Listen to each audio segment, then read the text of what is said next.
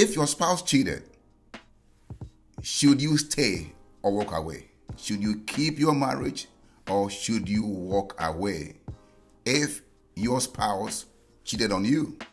Infidelity, betrayal, it causes betrayal and it breaks the trust that the marriage once had. Infidelity changes the way you see your spouse. It's never the same. Having an affair breaks the bond of trust. It changes the entire dynamics of the relationship.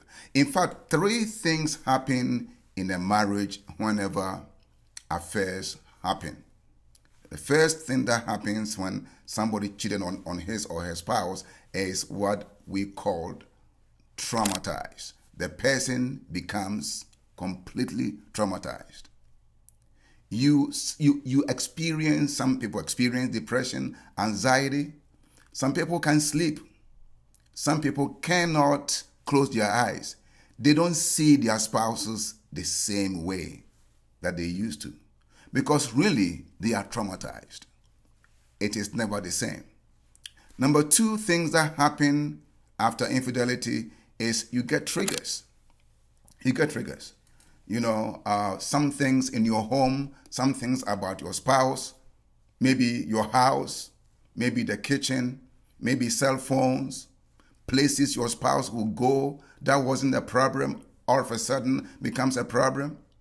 Whenever your spouse leave home, you get triggered, you get anxious, you get anxieties.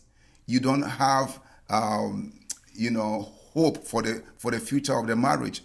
Everything your spouse does, you feel like your spouse is cheating. When they take the phone with them to the bathroom, they are talking to somebody.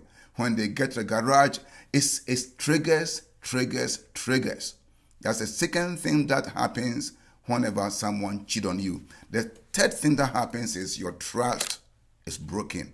Triggers, trauma, and trust. These three things is taking a toll on you because the three things are all taking the best of the marriage. So the question becomes, can this marriage survive? Should I stay or should I walk away? That's what we're talking about. Should I stay or should I walk away? It's all going to depend on you believing if this marriage will survive. But I'll share three things with you today to take with you, whether you should stay or you should leave. It depends on many things that are very critical moments in this relationship. Number one is, has the person completely stopped the affair? That's the question you want to ask yourself. Has the person stopped the affair? Or are they still talking with the person? If they are still talking with the person, it means the affair is going on. There's no future for such relationship. But if the person sincerely have come to a point where they have ended the affair, then it's a good sign. So that is one question you must answer for yourself. Has the affair ended? The second question that you have to answer is, the issue that drove the person to have an affair, is it resolved? Has it been resolved? What was the issue that drove the person? What made the person have an affair?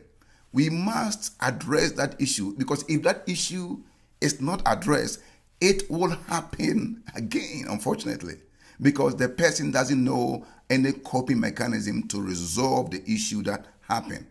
And if that is not resolved, it's a matter of getting a right opportunity. It will happen again. Then number three, is the person apologizing to you? Is the person sorry for what happened? If the person is not sorry and they don't have any remorse, it means there is no change of heart. If these three questions are not answered with a yes, the future for that marriage is in trouble. Now, you can stay, you can work on your marriage, get counseling, get professional help. It will lead you somewhere. If you are able to answer these three questions, it will help you make a wise decision. Finally, don't make a hasty decision. Be patient. Talk to a professional counselor. it will help you make an informed decision. If this has been a blessing to you, please do not hesitate to share, subscribe, and follow us on Facebook, Instagram, and tell your friends about this channel. God bless you.